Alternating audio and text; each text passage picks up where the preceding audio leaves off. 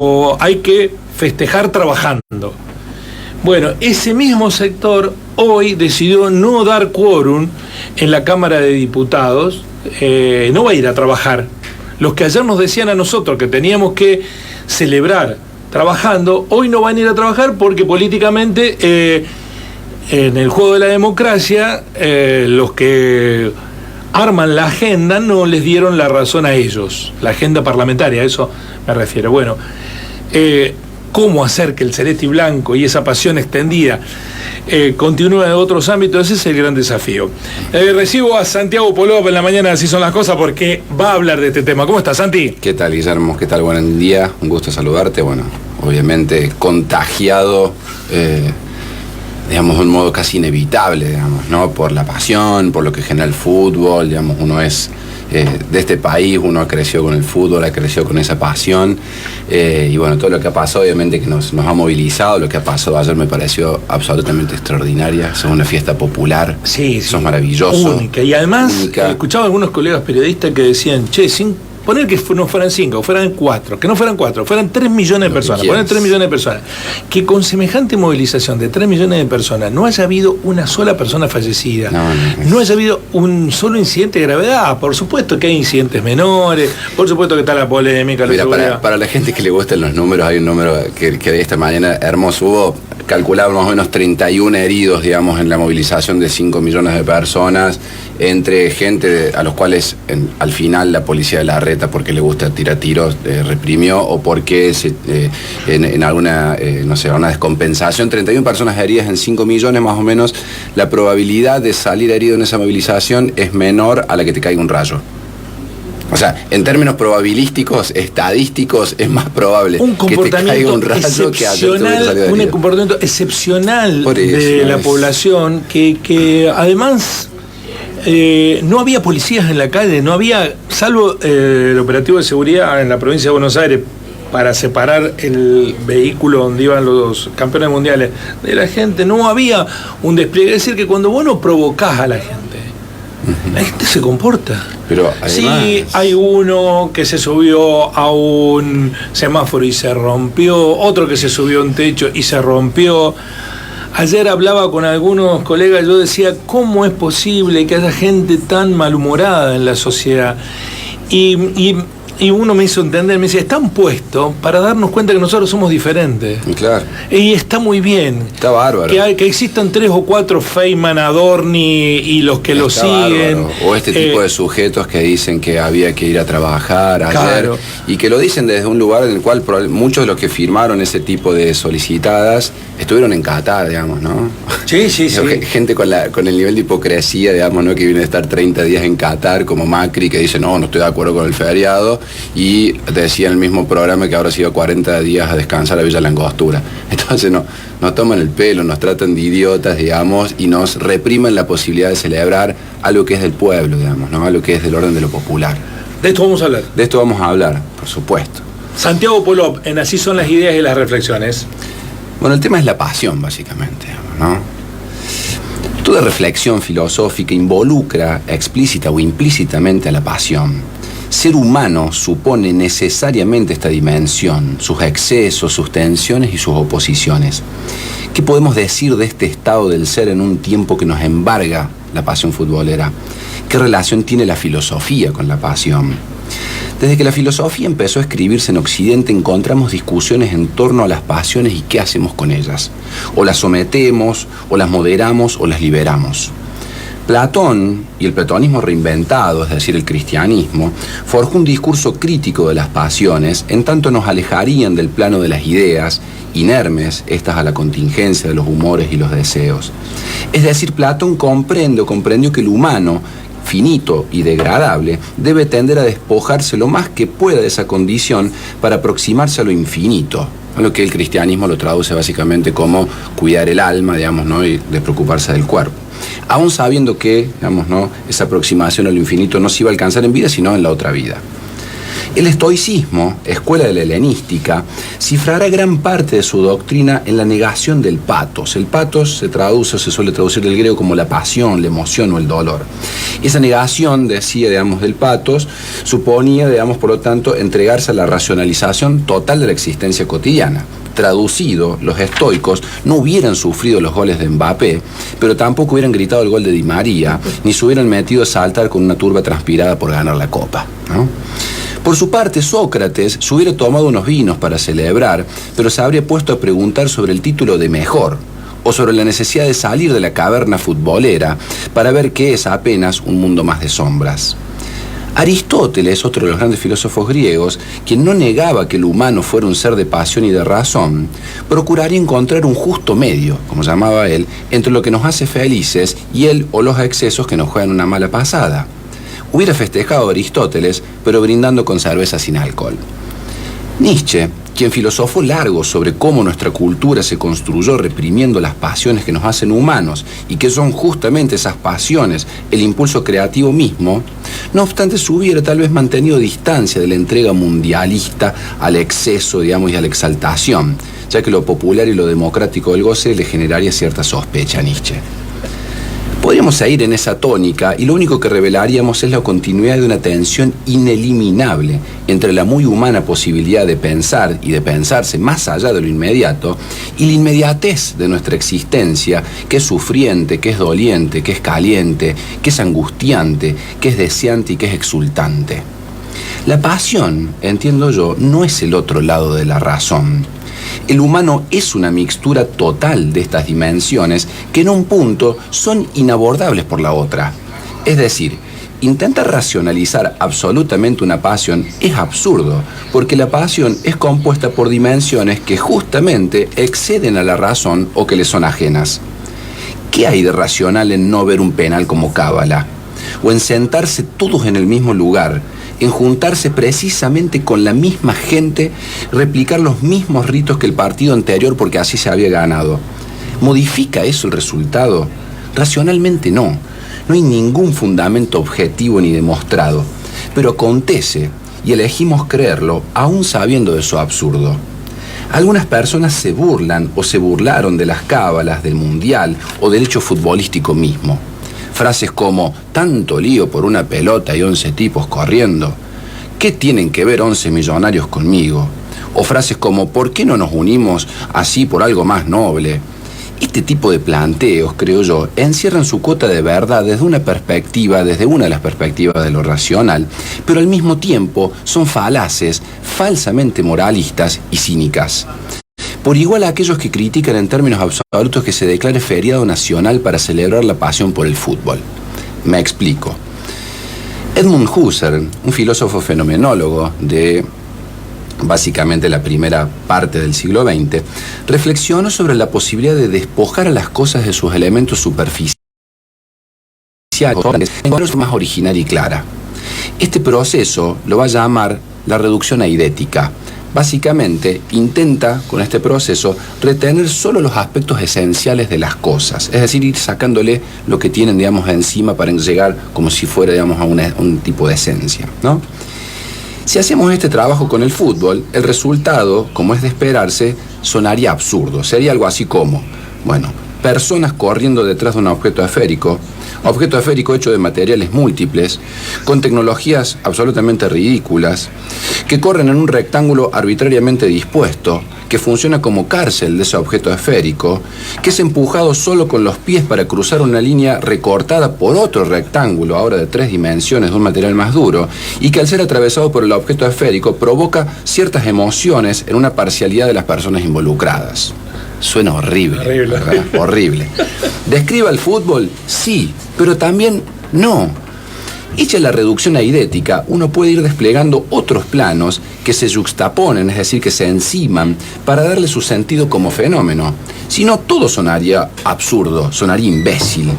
¿O qué ocurriría si hiciéramos lo mismo con la religión? Y con los ritos religiosos, con ir a arrodillarse, comer una hostia, que nos dan un vaso con vino, que sería la sangre. Todo suena absurdo. Si lo hiciéramos la reducción eidética con la celebración navideña y el pinito y las bolas y Papá Noel y la barba, ¿Digamos? O con la guerra, o con el consumo, el consumismo. ¿Algo sobrevive al absurdo? Claro que nada sobrevive al absurdo no justifica todo lo absurdo. Por eso, esa falsa superioridad que plantean algunos frente a la pasión futbolera, cuando luego van a postrarse en una iglesia o a comprarse el teléfono de moda, queda descartada. ¿Y los moralistas? Los que se quejan de que no nos unamos así por la pobreza o por el cambio climático, se disfrazan de la moralidad abstracta de las almas bellas, diría Hegel. Es el plano del eslogan, que se resiste a tocar tierra porque de hacerlo supone la extinción del acuerdo. Supongamos que el 99% estuviéramos de acuerdo en que hay que reducir hasta extinguir la pobreza. Ahora bien, ¿cuántos se movilizarían desde la comodidad del eslogan al territorio, a la movilización callejera, a revisar sus propios aportes a la continuidad de la pobreza? Por supuesto que los millones que tienen y que valen los jugadores profesionales no tienen nada que ver con el 99% de la población mundial. Racionalizar esta condición de riqueza-pobreza hace absurdo al fútbol. También a las monarquías, también al glamour de las estrellas de cine, de la música, también a la vida de las clases altas. Vivimos en sociedades capitalistas que instituyen esa diferencia en la acumulación. Racionalizarlo de una existencia más distributiva y solidaria, fútbol inclusive, lleva y llevaría a modificar estructuralmente el mundo en que vivimos. Ojalá se hiciera, Yo me subo a esa. Pero ¿cuántos de la falsa moralina lo harían? Son declamadores que en definitiva detestan lo popular y lo plebeyo porque imaginan que rebaja una cierta idea del humano cuando su posición solo invita al inmovilismo conservador. Igual alcance quienes despotrican el feriado nacional para una celebración popular. Por supuesto pueden decirse muchas cosas sobre el tipo de feriado, ¿no? Sobre el unitarismo porteño de ese feriado, ¿no? ¿Por qué no hubiera sido mejor declararlo el lunes en términos federales y tal vez martes para Buenos Aires y el AMBA? Pero es todo contrafáctico. Pero quienes despojan la celebración de la pasión racionalizan ahora su rechazo con argumentos economicistas o productivistas, como vos decías. Ahora bien, ¿y el feriado del 8 de diciembre? ¿No fue feriado cuando vino el Papa? En 2018, cuando vino el presidente de los Estados Unidos, el gobierno nacional de ese entonces decretó feriado para la Cava y para el AMBA. ¿Y entonces? Si las racionalizamos, todos son absurdos, aunque distintos. A uno los apasiona el triunfo de un deporte insignia de la cultura nacional, a otros los apasiona el fervor religioso, a otros los apasiona el cipallismo, a otros los apasiona la extracción de la plusvalía. Ser en el mundo es ser con la tensión razón-pasión. Las pasiones, decía Spinoza, son tristes o alegres. Las pasiones tristes, las del egoísmo, las de la envidia, las del odio, reducen la potencia creadora y democrática del humano. Las pasiones alegres son las pasiones del encuentro, del goce con el otro, de la entrega solidaria. Entonces, en un mundo tan cruento, tan hostil, tan violento a los afectos, dame todas las pasiones alegres que se puedan. Genial, genial, Santi. Y a mí me da la impresión que hay un sector de la sociedad que necesita estar disconforme siempre. El día en que seamos desapasionados, reprocharán que somos la falta de pasión. Claro, sí. Es muy difícil con eso, ¿no? Porque ni siquiera los guía una convicción, porque yo puedo creer que alguien esté absolutamente agrietado, en el sentido de agreta, con la felicidad ajena. Hay gente que es así. Sí, sí. En el barrio le decimos la ortiva. Digamos. El ortiva, exacto. Es como la reta. Hay que ser ortiva, digamos, claro, ¿no? Como para... O el humorista lo detecta rápido. Dice, hay 500 personas en un teatro lleno. Se lo he escuchado a Cacho Buenaventura, al Negro Álvarez. Y hay uno o dos que no se te ríen y se te pone eso. Y vas a decir, ¿cómo puede ser que 499 se rían y hay uno que está ahí, que va a hacerte decir, yo no me voy a reír? A poder. Sí, a poder. Ay, el día que eso ocurra. Entonces, como tienen preparado la oposición todo el tiempo, el día que todos seamos desapasionados, eran qué pueblo desapasionado ¿no? Qué frío que son. Esto parecen todos noruegos, no sé, o irlandeses. Efectivamente, se pondrán en ese lugar. Sí, sí. Pero pasa que hay algo, digamos, que hay que reconocer, digamos, ¿no? Que porque esto es, bueno, pero por esta cosa, ¿por qué no hacemos todos así tan buenos y el esfuerzo común para ir hacia adelante como país? Genial. Ahora bien, cuando uno dice, bueno, pero a ver cómo lo hacemos, puede decir, bueno, genial, como decimos recién, digamos, ¿no? Bueno, vamos a intentar terminar con la pobreza, digamos, ¿no? Estaríamos tal vez todos de acuerdo.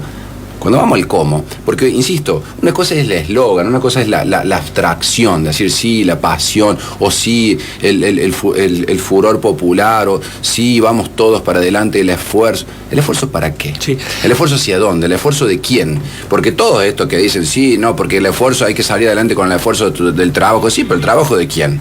Gente que está un mes en Qatar, gente que vive de renta, gente que vive de la extracción de la plusvalía. Es como, hay un chiste también que se contaba en el barrio, digámoslo así, digamos, ¿no? Llega el jefe, digamos, a su empresa, ¿no? Con una camioneta de estas nuevas que son, no sé, 8x8, ¿viste? Así, y estaba Rodríguez ahí, un empleado raso, digamos, ¿no? De la empresa, y le dice, jefe, felicitaciones, qué pedazo de camioneta. Gracias, Rodríguez, le dice, pero Rodríguez, escúcheme, dice, si durante todo el año que viene usted se esfuerza, trabaja con más ahínco, le mete horas extras y labura, y en vez de laburar 8 horas, labura 10 o labura 12, ¿sabe qué, Rodríguez? El año que viene yo me voy a comprar el modelo que sigue. Claro, es eso, nosotros somos los Rodríguez del mundo. Eso quiere decir que no podemos festejar, digamos, lo Ayer popular, me reía porque leí un artículo en La Nación que cuestionaba la organización de el acto, ¿no?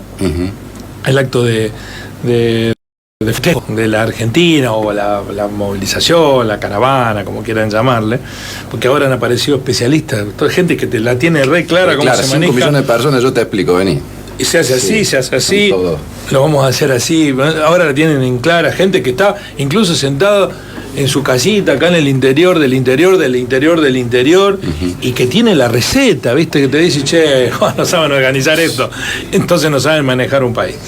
Y en esas circunstancias leía la crónica de La Nación, que decía que había antecedentes de actos masivos, multitudinarios, bien organizados.